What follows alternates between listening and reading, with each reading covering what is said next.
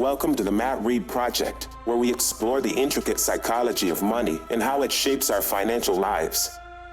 At its core, doing well with money isn't merely about knowledge, it's fundamentally about behavior.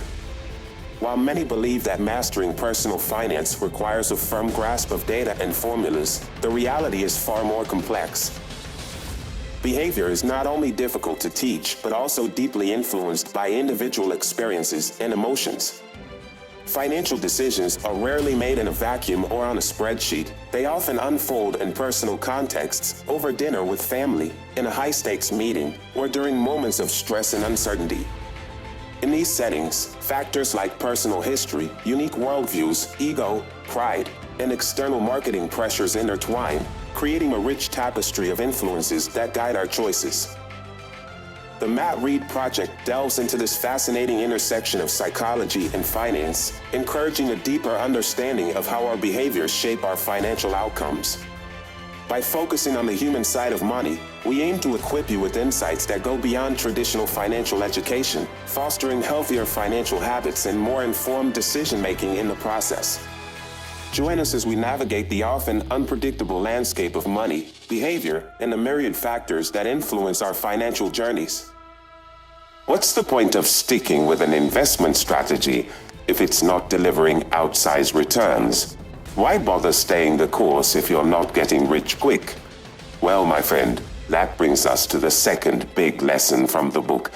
The real key to investment success isn't hitting home runs, it's staying in the game. See, here's the thing about investing. The longer you're in the market, the better your odds of coming out ahead. It's not about timing the market perfectly or always picking the hottest stocks. It's about consistency and persistence. Let's break it down with some cold, hard facts. Housel cites a study that looked at the probability of making money in the US stock market over various time frames. If you invested for just one day, it was basically a coin flip, a 50-50 shot of coming out ahead. But if you held on for a year, your odds of turning a profit jumped to 68%. And if you had the patience to let your money ride for a whole decade, your chances of success shot up to a whopping 88%. The lesson here is clear. Time is your secret weapon when it comes to investing. The longer your time horizon, the more the odds tilt in your favor. But here's the catch. You only get to take advantage of those juicy long-term gains if you actually stay invested. If you're constantly hopping in and out of the market, chasing the latest hot stock tip or bailing at the first sign of turbulence, you're short-circuiting your own success. That's why having an investment approach that you believe in, that aligns with your values and goals, is so crucial. Because when the going gets tough, and it always does, sooner or later, that emotional connection is what's going to give you the strength to stay the course. Housel drives this point home with a powerful analogy. He asks us to imagine planting an oak tree sapling. In the first year, you might not see much growth above ground, but beneath the surface, the roots are spreading out, establishing a strong foundation. As the years go by, the tree slowly but surely starts to reach for the sky. And then, decades later, you've got a mighty oak on your hands, a towering testament to the power of patience and persistence. Investing is the same way. In the short term, your returns might be underwhelming. You might even face some painful losses. But if you can keep your eye on the long game, if you can stay rooted in your strategy, even when the market storms are raging, you give yourself the best shot at achieving towering success. So don't get discouraged if you're not seeing massive gains right out of the gate. Don't let short-term volatility shake your resolve. Just keep your head down, stay focused on your goals, and trust that time is on your side. Because in the end, the most successful investors aren't necessarily the smartest or the most sophisticated. They're the ones who can stay in the game the longest, who can ride out the ups and downs with steadfast discipline. But staying power isn't just about gritting your teeth and white-knuckling your way through market turbulence. It's also about giving yourself a wide margin of safety. And that's the third major insight Housel serves up in the book. When Housel talks about a margin of safety, he's not just talking about some abstract financial concept. He's talking about a way of thinking, a philosophy that permeates every aspect of your financial life. At its core, the margin of safety is about giving yourself room for error. It's about recognizing that no matter how smart you are, no matter how carefully you plan, life has a way of throwing curveballs. And if you don't have a buffer in place, those curveballs can knock you right out of the game. Think about it like this. If you're driving a car, you don't wait until you're a millimeter from the car in front of you to hit the brakes. You leave some space, some margin for error, so that if something unexpected happens, you have time to react. The same principle applies to investing and personal finance. If you're living paycheck to paycheck, with no emergency fund and no wiggle room in your budget, you're cruising for a bruising.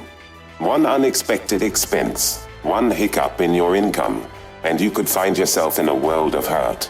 But if you've built up a cushion, if you've got a healthy rainy day fund, if you're living below your means and saving diligently, you've given yourself that all-important margin of safety. You've got some breathing room to absorb life's inevitable shocks without being thrown too far off course. This isn't just about playing defense, though. Having a margin of safety can also give you the confidence to seize opportunities when they arise. Imagine you're considering investing in a company that you believe in, but the stock price is a little higher than you'd like. If you're stretched thin financially, you might not feel comfortable taking the risk. But if you've got a solid financial foundation, you can afford to take a chance, knowing that even if it doesn't pan out, you've got the resources to weather the storm. Housel illustrates this point beautifully with the story of Sequoia Capital's Michael Moritz. When asked about his firm's incredible success over the decades, Moritz didn't point to any particular investment or strategy. Instead, he emphasized the importance of longevity, of being able to stay in the game year after year, cycle after cycle. And the key to that longevity, you guessed it, a wide margin of safety. Moritz explained that Sequoia has always been careful to avoid investments that could put the firm's survival at risk, even if they offered the potential for outsized returns. By prioritizing stability over flash-in-the-pan gains, Sequoia has been able to navigate the ups and downs of the market for over 4 decades. That's the power of the margin of safety. It's not about being timid or risk-averse. It's about being strategic, about playing the long game. It's about recognizing that the biggest risk isn't missing out on the hottest investment opportunity. It's being forced out of the game entirely because you didn't give yourself enough room to maneuver. So how do you put this principle into practice? It starts with being conservative in your assumptions and projections. Don't count on best-case scenarios panning out. Build your plans around conservative, even pessimistic estimates. That way, if things do go better than expected, great. You've got some extra breathing room. But if they don't, you're not caught flat-footed. It also means being disciplined about saving and budgeting. Don't just spend every dollar that comes in. Make sure you're setting aside a healthy chunk for emergencies, for long-term goals, for investing in your future.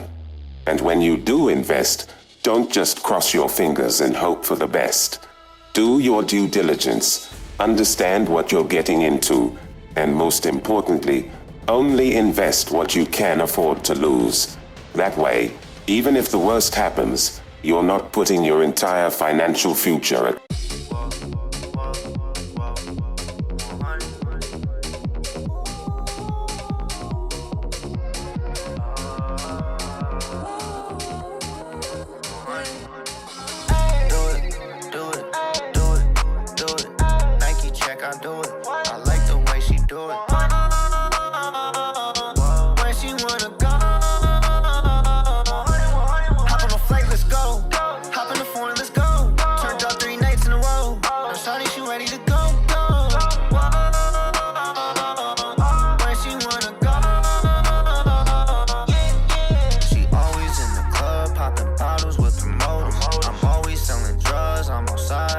motive. Her body Coca-Cola, no trap on Motorola.